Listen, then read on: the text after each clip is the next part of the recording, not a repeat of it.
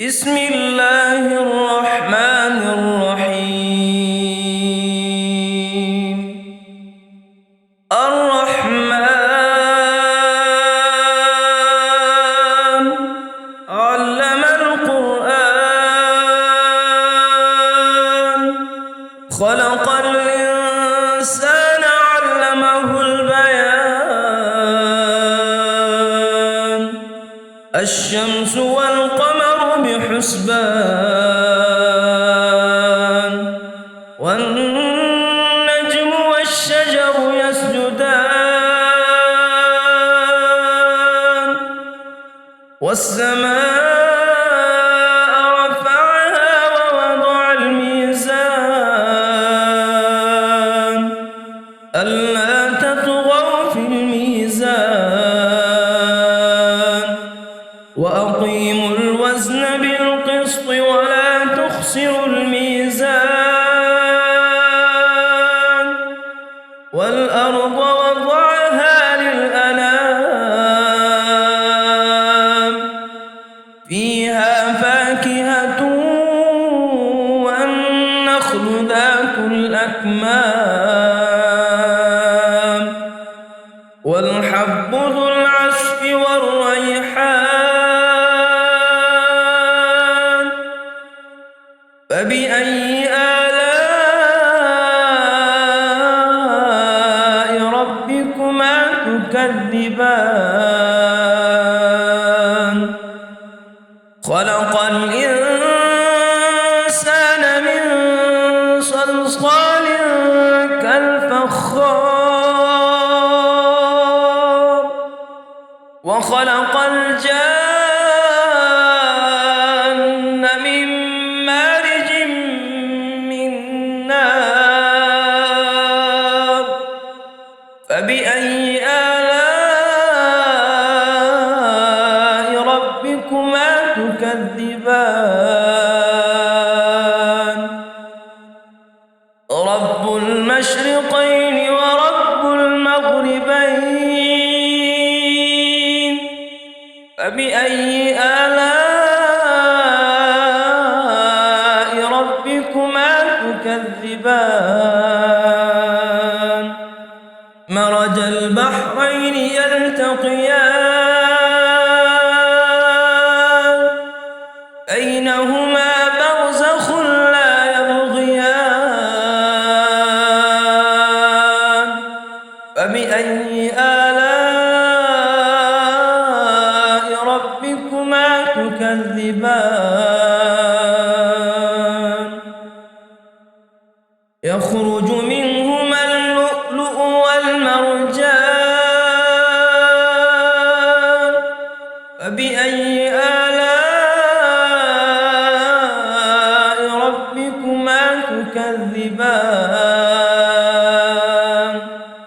وله الجوار المنشآت في البحر كالأعلام، فبأي آلاء ربكما تكذبان؟ كل من عليها فان، ويبقى وجه ربك ذو الجلال والإكرام. فبأي آلاء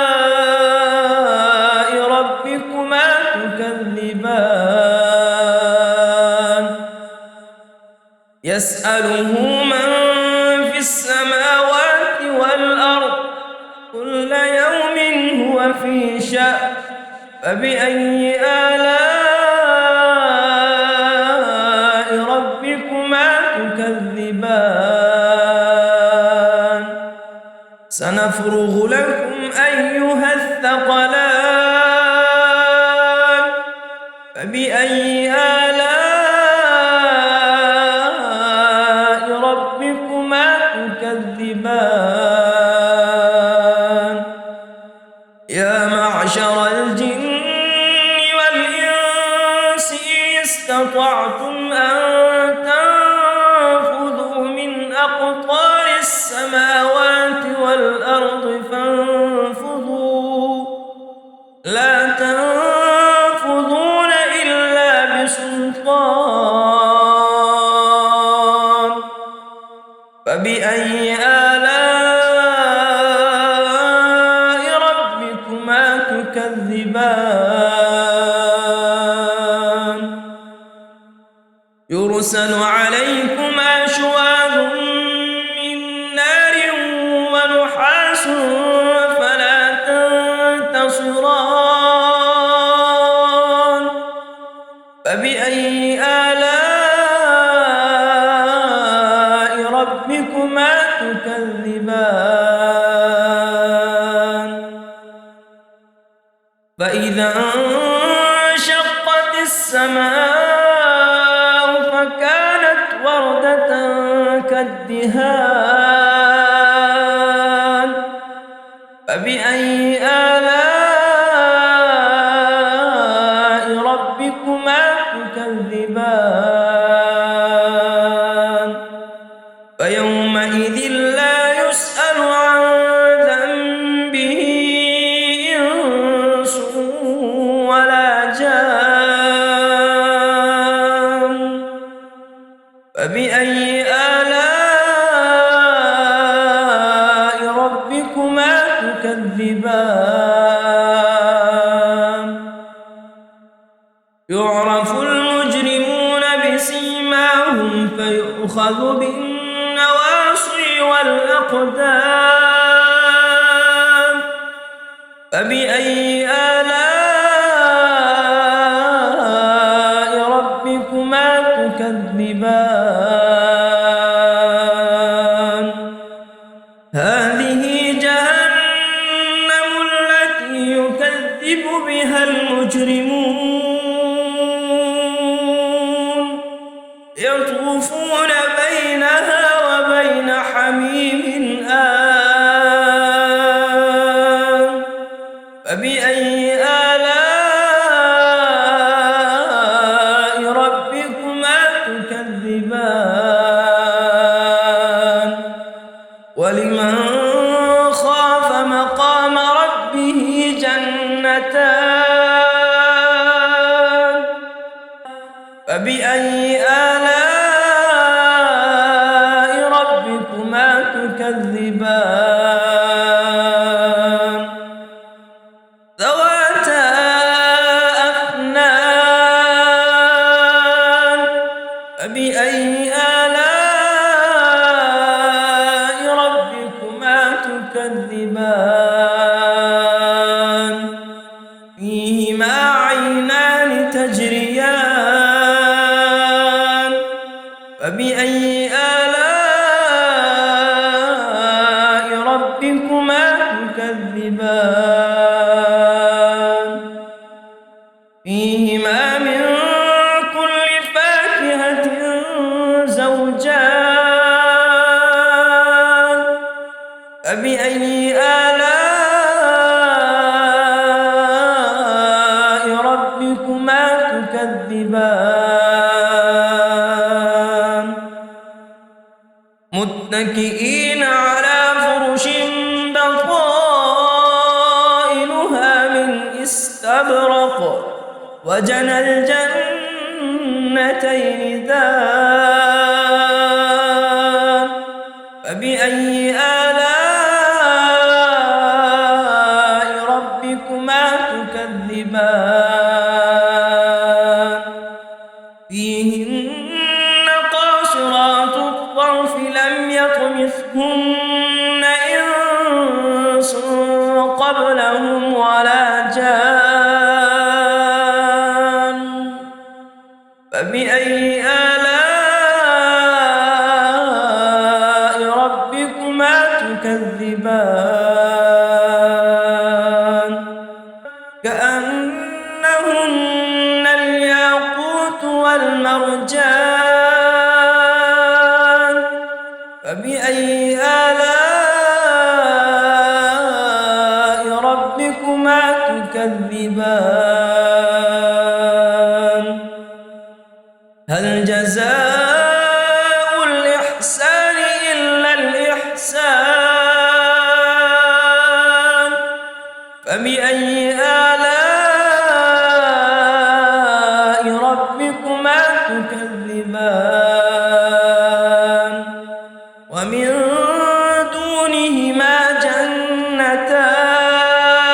نعمتان فبأي آلاء ربكما تكذبان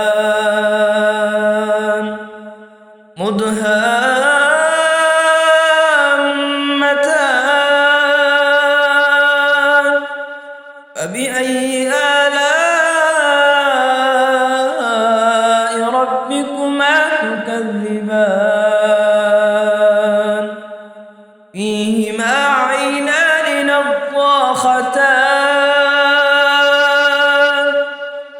فبأي آلاء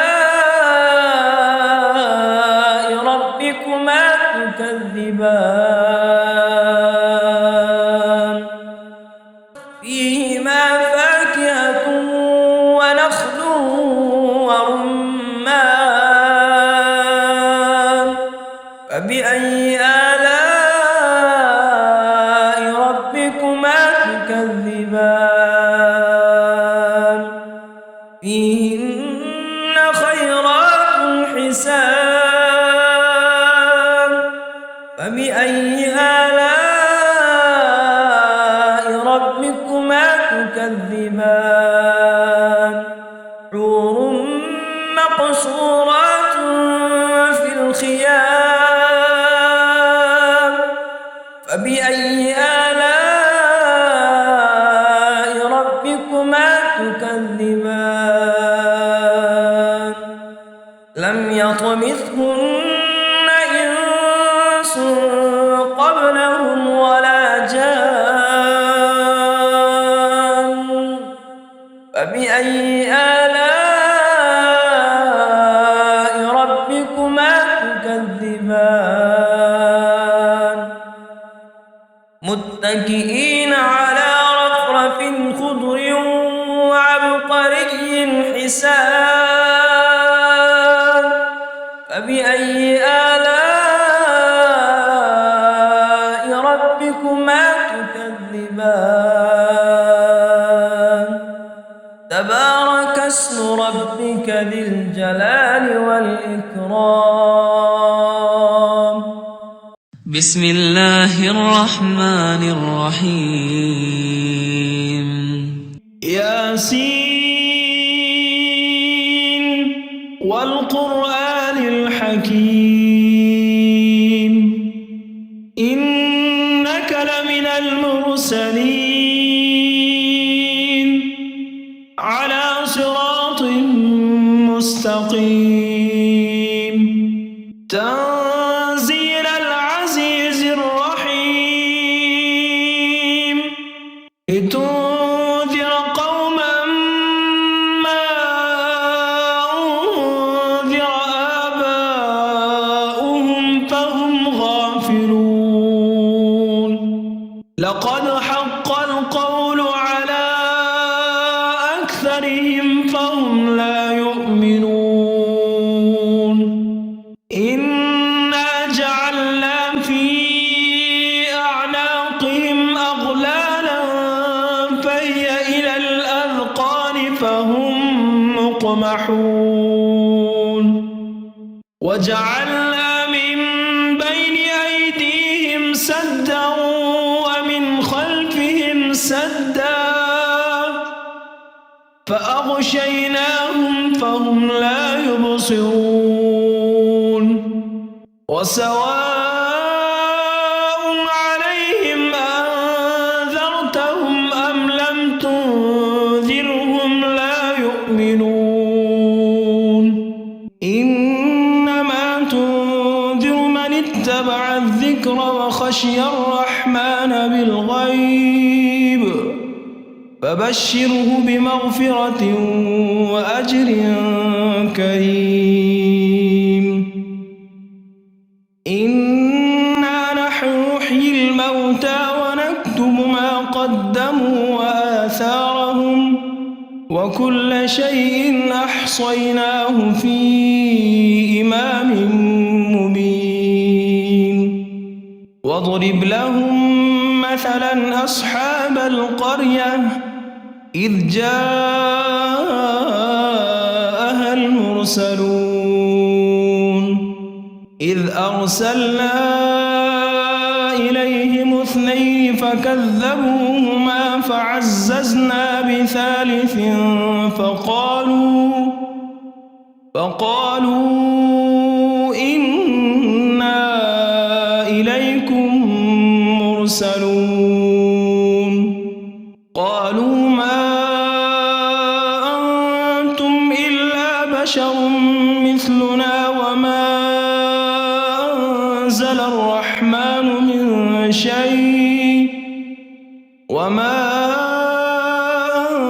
أنزل الرحمن من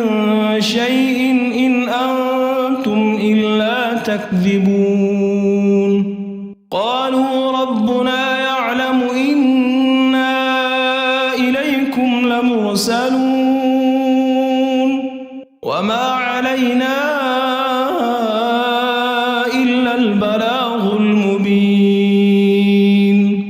قالوا إنا تطيرنا بكم لئن لم تنتهوا لنرجمنكم وليمسنكم منا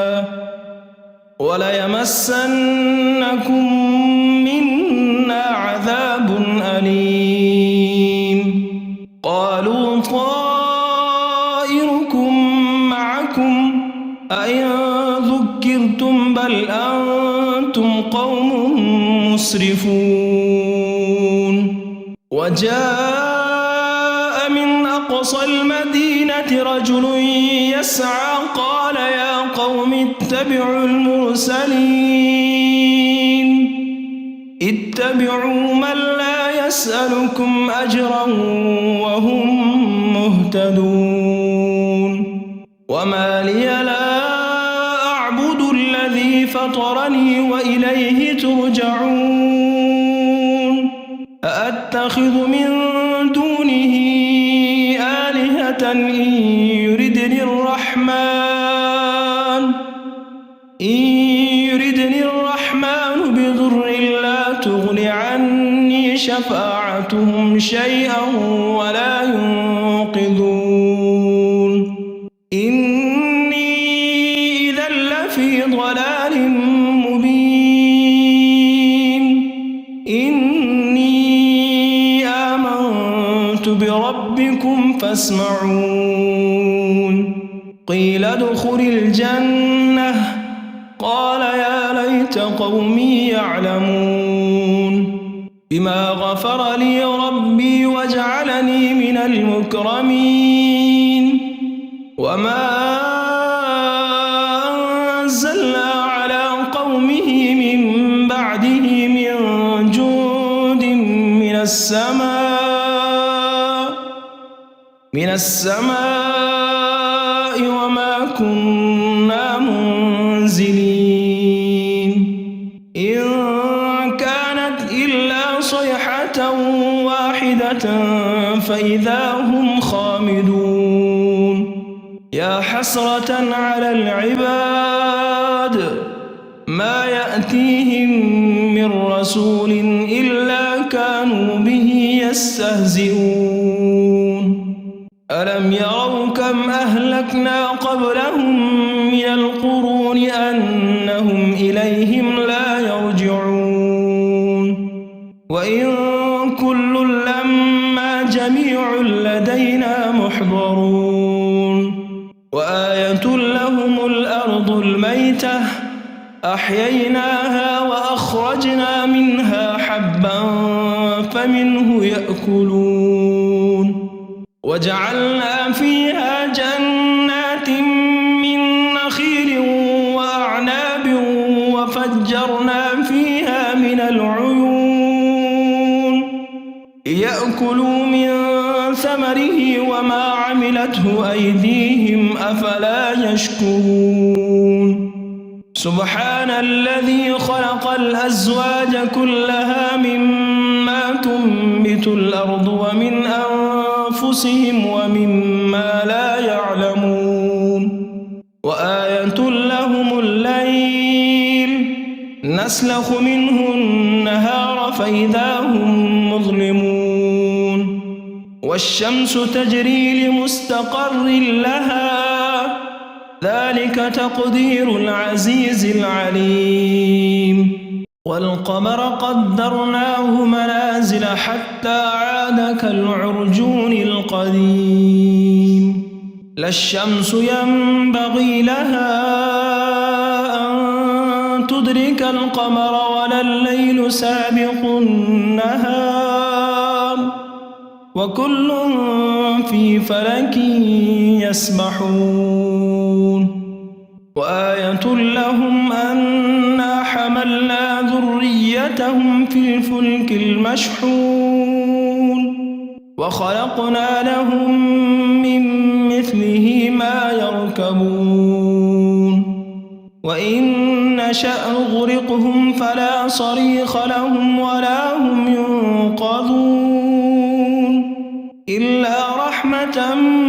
منا ومتاعا إلى حين وإذا قيل لهم اتقوا ما بين أيديكم وما خلفكم لعلكم ترحمون وما تأتيهم من آية من آيات ربهم إلا كانوا عنها معرضين وإذا قيل لهم أنفقوا مما رزقكم الله قال الذين كفروا للذين آمنوا أنطعم من لو يشاء الله أطعمه إن أنتم إلا في ضلال مبين ويقولون متى هذا الوعد إن كنتم صادقين ما ينظرون إلا صيحة واحدة تأخذهم وهم يخصمون فلا يستطيعون توصية ولا إلى أهلهم يرجعون ونفخ في الصور فإذا هم من الأجداث إلى ربهم ينسلون قالوا يا ويلنا من بعثنا من مرقدنا هذا ما وعد الرحمن وصدق المرسلون إن كانت إلا صيحة واحدة فإذا هم جميع لدينا محضرون فاليوم لا تظلم نفس شيئا ولا تجزون إلا ما كنتم تعملون إن أصحاب الجنة اليوم في شغل فاكهون هم وأزواجهم في ظلال على الأرائك متكئون لهم فيها فاكهة ولهم ما يدعون سلام قولا من رب رحيم وامتازوا اليوم أيها المجرمون ألم أعهد إليكم يا بني آدم ألا تعبدوا الشيطان إنه لكم عدو مبين وأن اعبدوني هذا صراط مستقيم ولقد أضل منكم جبلا كثيرا أفلم تكونوا تعقلون هذه جهنم التي كنتم توعدون اصلوها اليوم بما كنتم تكفرون اليوم نختم على أفواههم وتكلمنا أيديهم وتشهد أرجلهم بما كانوا يكسبون ولو نشاء لطمسنا على أعينهم فاستبقوا الصراط فأنى يبصرون ولو نشاء لمسنا فمسخناهم على مكانتهم فما استطاعوا مضيا ولا يرجعون ومن نعمره ننكسه في الخلق أفلا يعقلون وما علمناه الشعر وما ينبغي له إن هو إلا ذكر وقرآن مبين لينذر من كان حيا ويحق القول على الكافرين أولم يروا أنا خلقنا لهم مما عملت أيدينا أنعاما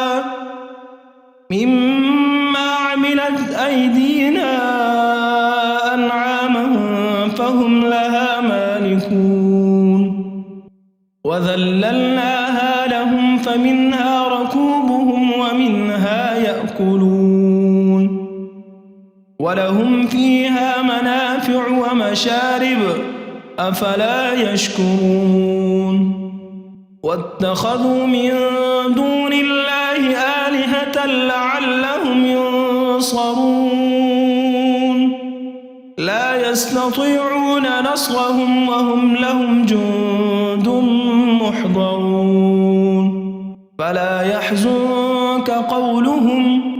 إنا نعلم ما يسرون وما يعلنون أولم ير الإنسان أنا خلقناه من نطفة فإذا هو خصيم مبين وضرب لنا مثلا ونسي خلقه قال من يحيي العظام وهي رميم قل يحييها الذي أنشاها أول مرة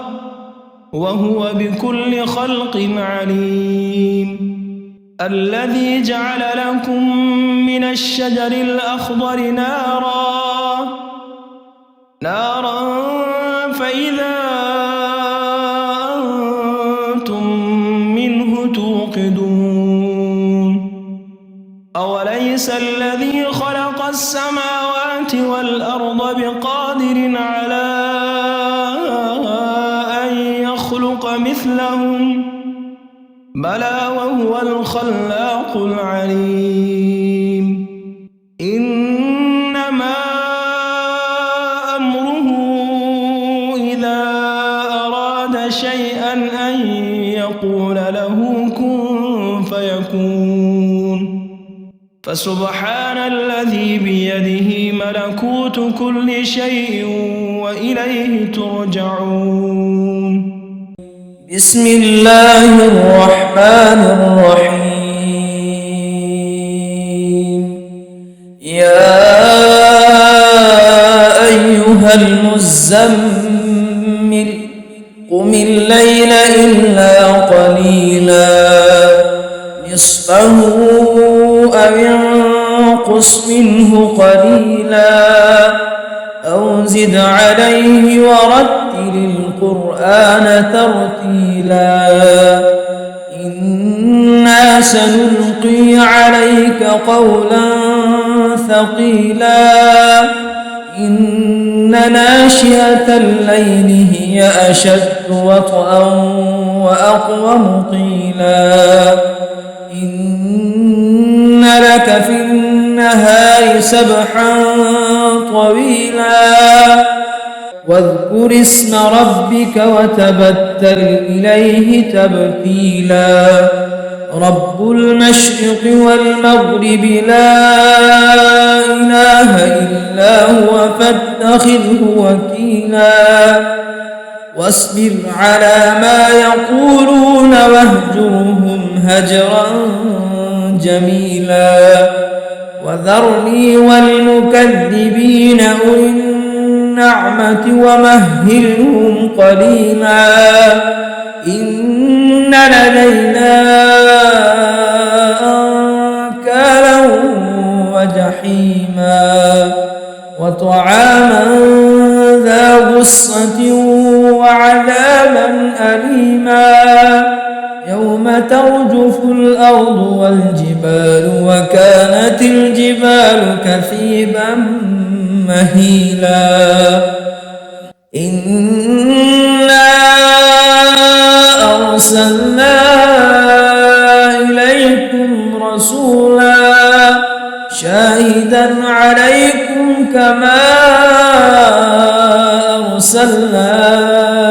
إلى فرعون رسولا فعصى فرعون الرسول فأخذناه أخذا وبيلا فكيف تتقون إن كفرتم يوما يجعل الولدان شيبا السماء منفطر به كان وعده مفعولا إن هذه تذكرة فمن شاء اتخذ إلى ربه سبيلا إن ربك يعلم أنك تقوم أدنى من ثلثي الليل ونصفه وثلثه وطائفة من الذين معك والله يقدر الليل والنهار علم أن لن تحصوه فتاب عليكم فاقرؤوا ما تيسر من القرآن علم أن سيكون منكم مرضى وآخرون يضربون في الأرض يبتغون من فضل الله وآخرون يقاتلون في سبيل الله فاقرؤوا ما تيسر منه وأقيموا الصلاة وآتوا الزكاة وأقرضوا الله قرضا حسنا وما تقدموا لأنفسكم من خير تجدوه عند الله هو خيرا وأعظم أجرا واستغفروا الله إن الله غفور رحيم بسم الله الرحمن الرحيم تبارك الذي بيده الملك وهو على كل شيء قدير الذي خلق الموت والحياة ليبلوكم أيكم أحسن عملا وهو العزيز الغفور الذي خلق 7 سماوات طباقا ما ترى في خلق الرحمن من تفاوت فارجع البصر هل ترى من فطور ثم ارجع البصر كرتين ينقلب إليك البصر خاسئا وهو حسير ولقد زينا السماء الدنيا بمصابيح وجعلناها رجوما للشياطين وأعتدنا لهم عذاب السعير وللذين كفروا بربهم عذاب جهنم وبئس المصير إذا ألقوا فيها سمعوا لها شهيقا وهي تفور تكاد تميز من الغيظ كلما ألقي فيها فوج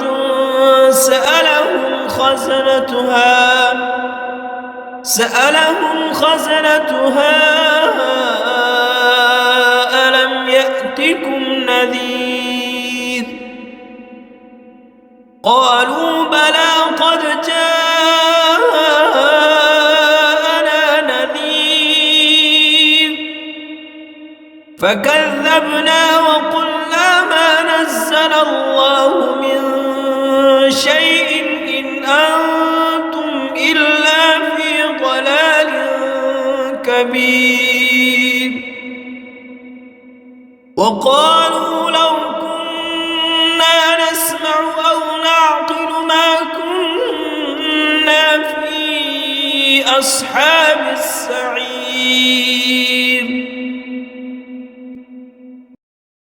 فاعترفوا بذنبهم فسحقا لأصحاب السعير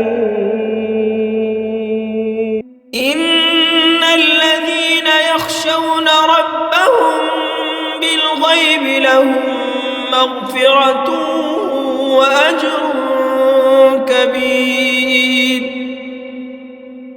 وأسروا قولكم أو اجهروا به إنه عليم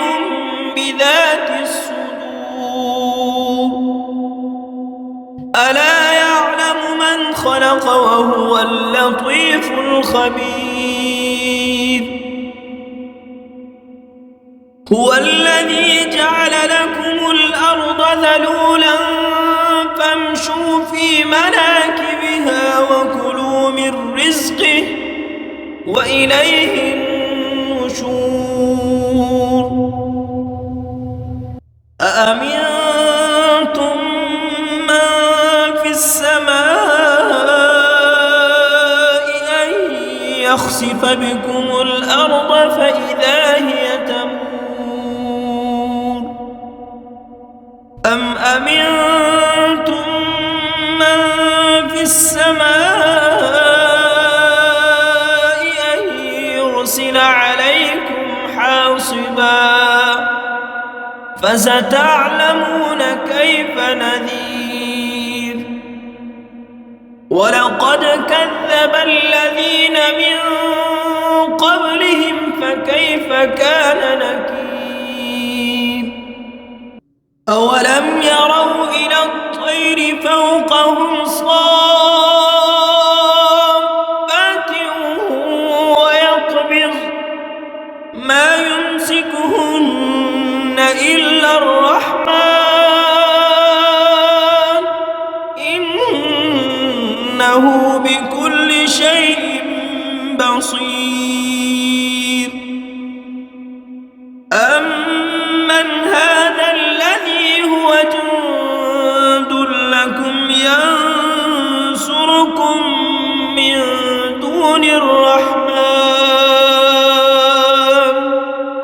إن الكافرون إلا في غرور أمن هذا الذي يرزقكم إن أمسك رزقه بل لجوا في عتو ونفور أفمن يمشي مكبا على وجهه أهدى أمن يمشي سويا على صراط مستقيم قل هو الذي أنشأكم وجعل لكم السمع والأبصار والأفئدة قليلا ما تشكرون قل هو الذي ذرأكم في الأرض وإليه تحشرون ويقولون متى هذا الوعد إن كنتم صادقين قل إنما العلم عند الله وإنما أنا نذير مبين فلما رأوه زلفة سيئت وجوه الذين كفروا وقيل هذا الذي كنتم به تدعون قل أرأيتم إن أهلكني الله ومن معي أو رحمنا فمن يجير الكافرين من عذاب أليم قل هو الرحمن آمنا به وعليه توكلنا فستعلمون من هو في ضلال مبين قل أرأيتم إن أصبح ماؤكم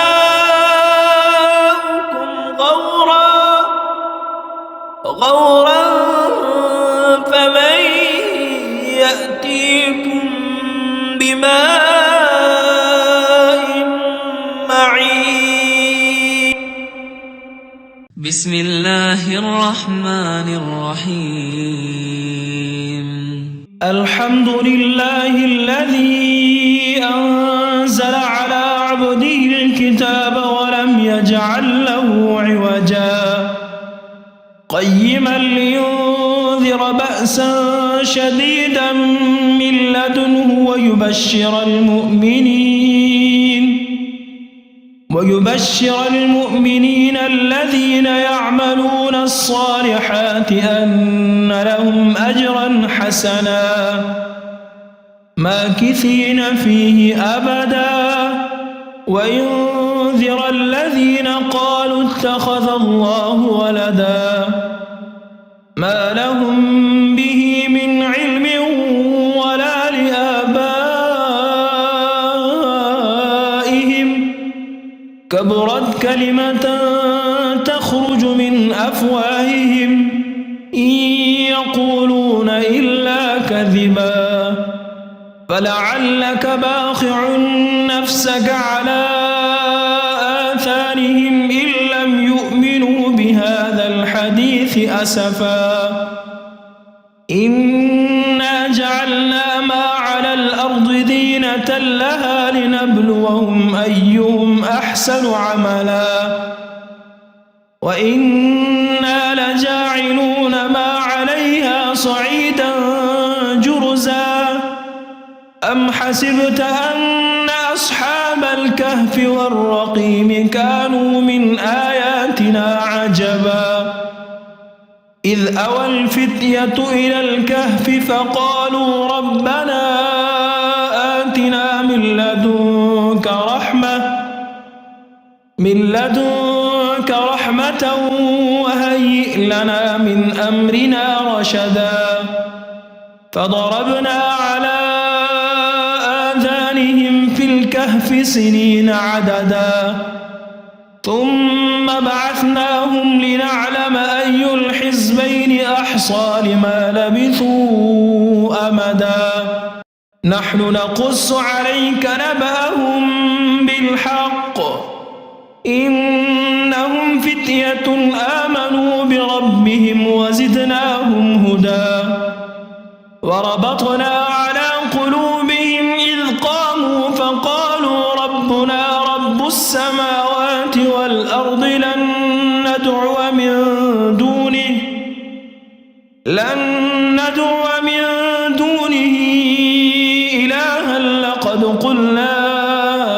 إذا شططا هؤلاء قوم اتخذوا من دونه آلهة لولا يأتون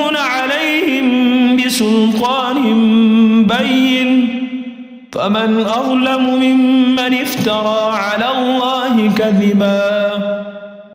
وإذ اعتزلتموهم وما يعبدون إلا الله فأووا إلى الكهف ينشر لكم ربكم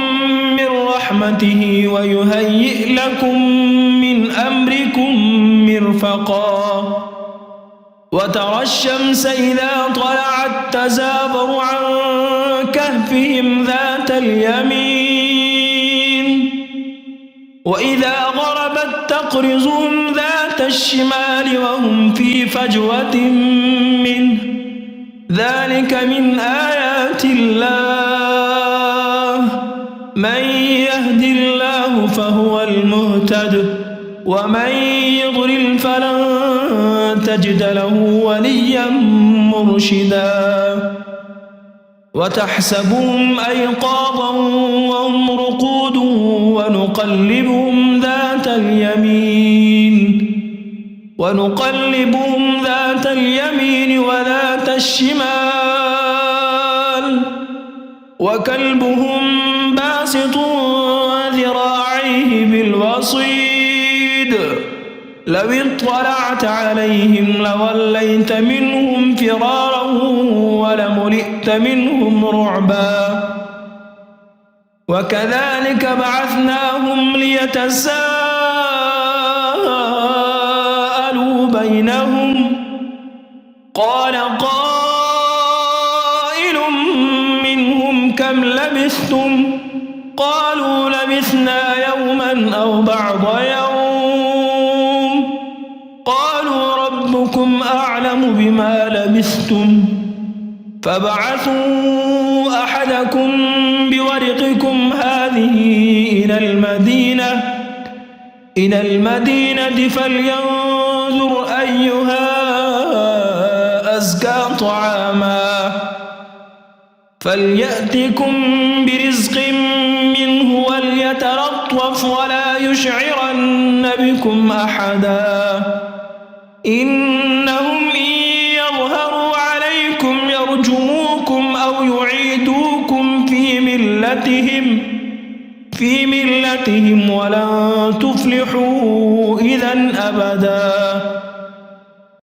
وكذلك أعثرنا عليهم ليعلموا أن وعد الله حق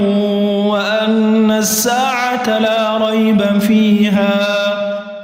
إذ يتنازعون بينهم أمرهم فقالوا ابنوا عليهم بنيانا ربهم أعلم بهم قال الذين غلبوا على أمرهم لنتخذن عليهم مسجدا سيقولون ثلاثة رابعهم كلبهم ويقولون خمسة سادسهم كلبهم رجما بالغيب ويقولون سبعة وثامنهم كلبهم قل ربي أعلم بعدتهم ما يعلمهم إلا قليل فلا تمار فيهم إلا مراء ظاهرا ولا تستفت فيهم منهم أحدا ولا تقولن لشيء إني فاعل ذلك غدا إلا أن يشاء الله واذكر ربك إذا نسيت وقل عسى أن يهديني ربي لأقرب من هذا رشدا ولبثوا في كهفهم 300 سنين وازدادوا 9 قل الله أعلم بما لبثوا له غيب السماوات والأرض أبصر به وأسمع ما لهم من دونه من ولي ولا يشرك في حكمه أحدا واتل ما أوحي إليك من كتاب ربك لا مبدل لكلماته ولن تجد من دونه ملتحدا واصبر نفسك مع الذين يدعون ربهم بالغداة والعشي يريدون وجهه ولا تعد عيناك عنهم تريد زينة الحياة الدنيا ولا تطع من أغفلنا قلبه عن ذكرنا واتبع هواه وكان أمره فرطا وقل الحق من ربكم فمن شاء فليؤمن ومن شاء فليكفر إنا أعتدنا للظالمين نارا أحاط بهم سرادقها وإن يستغيثوا يغاثوا بماء كالمهل يشوي الوجوه بئس الشراب وساءت مرتفقا إن الذين آمنوا وعملوا الصالحات إنا لا نضيع أجر من أحسن عملا أولئك لهم جنات عدن تجري من تحتهم الأنهار يحلون فيها من أساور من ذهب ويلبسون ثيابا خضرا من سندس واستبرق متكئين فيها على الأرائك نعم الثواب وحسنت مرتفقا واضرب لهم مثلا الرجلين جعلنا لأحدهما جنتين من أعناب وحففناهما بنخل وجعلنا بينهما زرعا كلتا الجنتين آتت أكلها ولم تظلم منه شيئا وفجرنا خلالهما نهرا وكان له ثمر فقال لصاحبه وهو يحاوره أنا أكثر منك مالا وأعز نفرا ودخل جنته وهو ظالم لنفسه قال ما أظن أن تبيد هذه أبدا وما أظن الساعة قائمة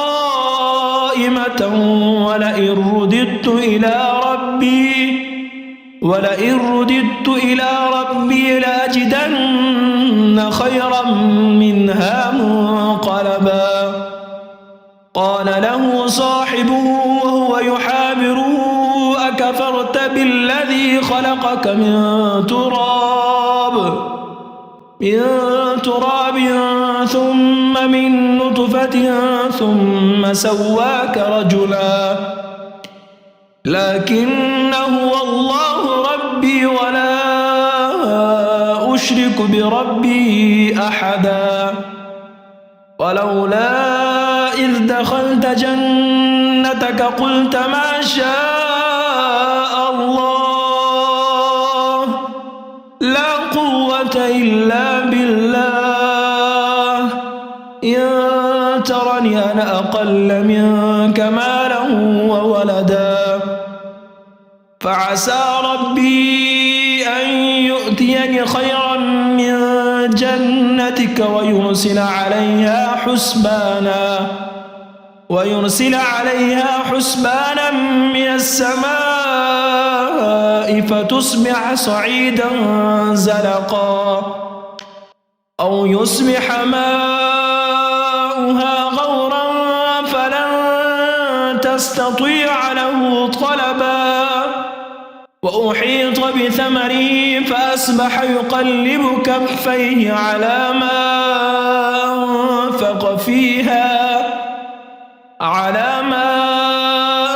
أنفق فيها وهي خاوية على عروشها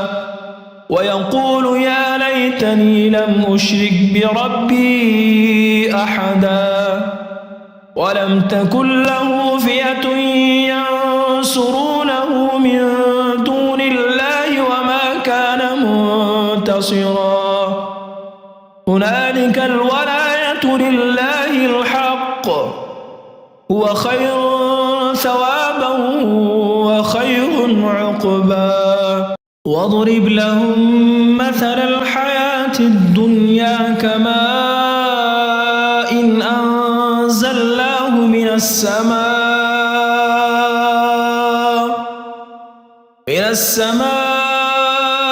فاختلط به نبات الأرض فأصبح هشيما تذروه الرياح وكان الله على كل شيء مقتدرا المال والبنون زينة الحياة الدنيا والباقيات الصالحات خير عند ربك ثوابا وخير أملا ويوم نسير الجبال وترى الأرض بارزة وحشرناهم فلم نغادر منهم أحدا وعرضوا على ربك صفا لقد جئتمونا كما خلقناكم أول مرة بل زعمتم أن لن نجعل لكم موعدا ووضع الكتاب فترى المجرمين مشفقين مما فيه ويقولون يا ويلتنا ما لهذا الكتاب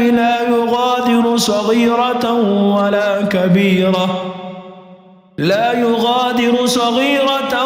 ولا كبيرة إلا أحصاها ووجدوا ما عملوا حاضرا ولا يظلم ربك أحدا وإذ قلنا للملائكة اسجدوا لآدم فسجدوا إلا إبليس كان من الجن ففسق عن أمر ربه أفتتخذونه وذريته أولياء من دوني وهم لكم عدو بئس للظالمين بدلا ما أشهدتهم خلق السماوات والأرض ولا خلق أنفسهم وما كنت متخذ المضلين عضدا ويوم يقول نادوا شركائي الذين زعمتم فدعوهم فلم يستجيبوا لهم وجعلنا بينهم موبقا فرأى المجرمون النار فظنوا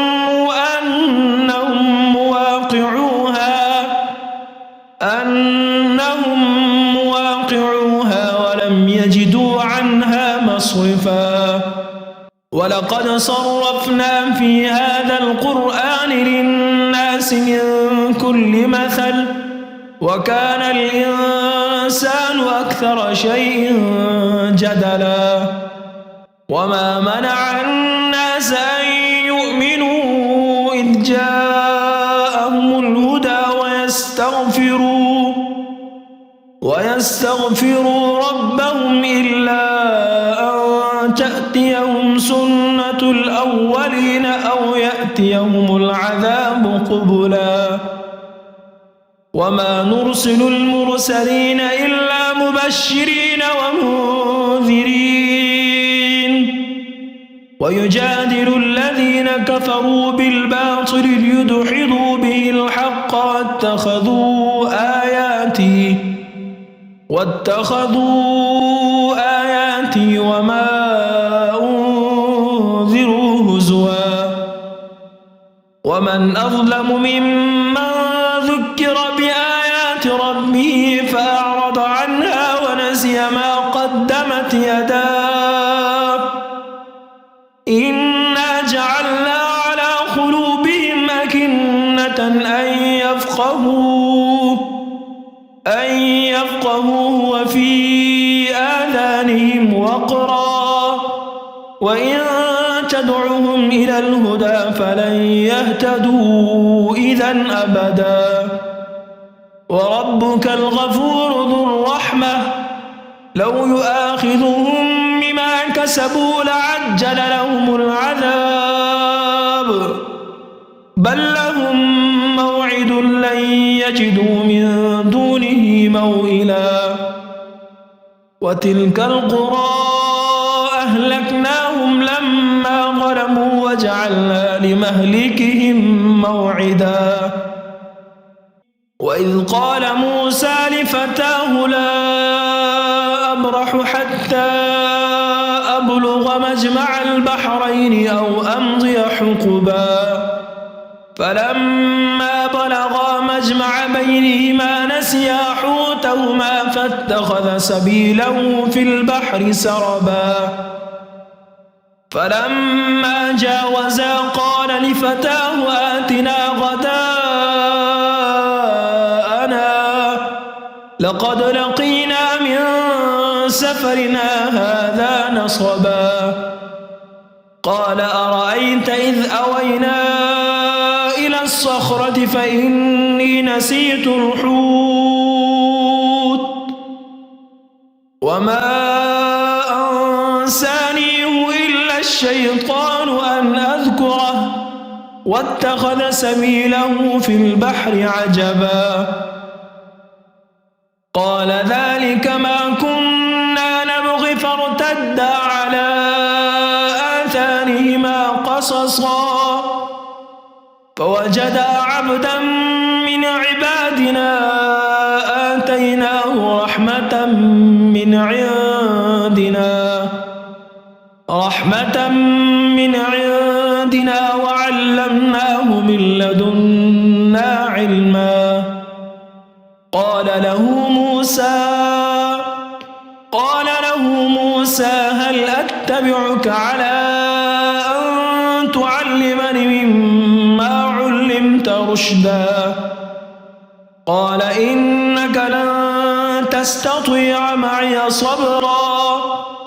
وكيف تصبر على ما لم تحط به خبرا قال ستجدني إن شاء الله صابرا ولا أعصي لك أمرا قال فإن اتبعتني فلا تسألني عن شيء حتى أحدث لك منه ذكرا فانطلقا حتى إذا ركبا في السفينة خرقها قال أخرقتها لتغرق أهلها لقد جئت شيئا إمرا قال ألم أقل إنك لن تستطيع معي صبرا قال لا تؤاخذني بما نسيت ولا ترهقني من أمري عسرا فانطلقا حتى إذا لقيا غلاما فقتله قال أقتلت نفسا زكية بغير نفس لقد جئت شيئا نكرا قال ألم أقل لك إنك لن تستطيع معي صبرا قال إن سألتك عن شيء بعدها فلا تصاحبني قد بلغت من لدني عذرا فانطلقا حتى إذا أتيا أهل قرية استطعما أهلها فأبوا أن يضيفوهما فوجدا فيها جدارا يريد أن ينقض فأقامه قال لو شئت لاتخذت عليه أجرا قال هذا فراق بيني وبينك سأنبئك بتأويل ما لم تستطع عليه صبرا أما السفينة فكانت لمساكين يعملون في البحر فأردت أن أعيبها وكان وراءهم ملك يأخذ كل سفينة غصبا وأما الغلام فكان أبواه مؤمنين فخشينا أن يرهقهما طغيانا وكفرا فأردنا أن يبدلهما ربهما خيرا منه زكاة وأقرب رحما وأما الجدار فكان لغلامين يتيمين في المدينة وكان تحته كنز لهما وكان أبوهما صالحا فأراد ربك أن يبلغا أشدهما ويستخرجا كنزهما رحمة من ربك وما فعلته عن أمري ذلك تأويل ما لم تسطع عليه صبرا ويسألونك عن ذي القرنين قل سأتلو عليكم منه ذكرا إنا مكنا له في الأرض وآتيناه من كل شيء سببا فأتبع سببا حتى إذا بلغ مغرب الشمس وجدها تغرب في عين حمئة ووجد عندها قوما قلنا يا ذا القرنين إما أن تعذب وإما أن تتخذ فيهم حسنا قال أما من ظلم فسوف نعذبه ثم يرد إلى ربه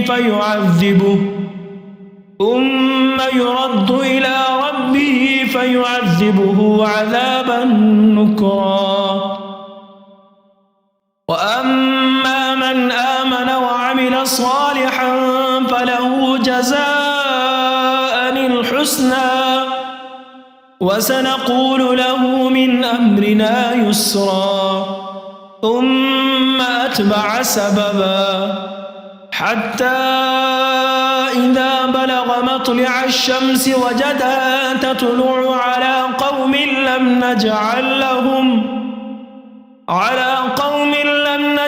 لهم من دونها سترا كذلك وقد أحطنا بما لديه خبرا ثم أتبع سببا حتى إذا بلغ بين السدين وجد من دونهما قوما لا يكادون يفقهون قولا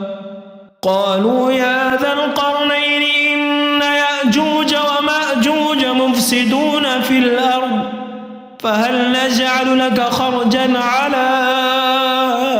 أن تجعل بيننا وبينهم سدا قال ما مكني فيه ربي خير فأعينوني بقوة أجعل بيننا وبينكم ردما آتوني زبر الحديد حتى إذا ساوى بين الصدفين قال انفخوا حتى إذا جعله نارا قال آتوني أفرغ عليه قطرا فما استطاعوا أن يظهروه وما استطاعوا له نقبا قال هذا رحمة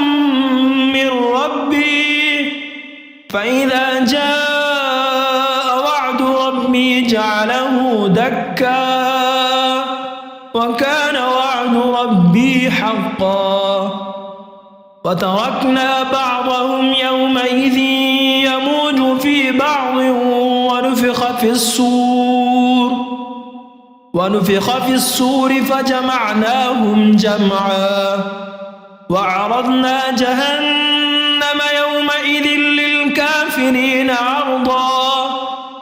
الذين كانت أعينهم في غطاء عن ذكري وكانوا لا يستطيعون سمعا أفحسب الذين كفروا أن يتخذوا عبادي من دوني أولياء إنا أعتدنا جهنم للكافرين نزلا قل هل ننبئكم بالأخسرين أعمالا الذين ضل سعيهم في الحياة الدنيا وهم يحسبون أنهم يحسنون صنعا أولئك الذين كفروا بآيات ربهم ولقائه فحبطت أعمالهم فلا نقيم لهم يوم القيامة وزنا ذلك جزاؤهم جهنم بما كفروا واتخذوا آياتي ورسلي هزوا إن الذين آمنوا وعملوا الصالحات كانت لهم جنات الفردوس نزلا خالدين فيها لا يبغون عنها حولا قل لو كان البحر مدادا لكلمات ربي لنفد البحر قبل أن تنفد كلمات ربي ولو جئنا بمثله مددا قل إنما أنا بشر مثلكم يوحى إلي أنما إلهكم إله واحد فمن كان يرجو لقاء ربه فليعمل عملا صالحا ولا يشرك بعبادة ربه أحدا.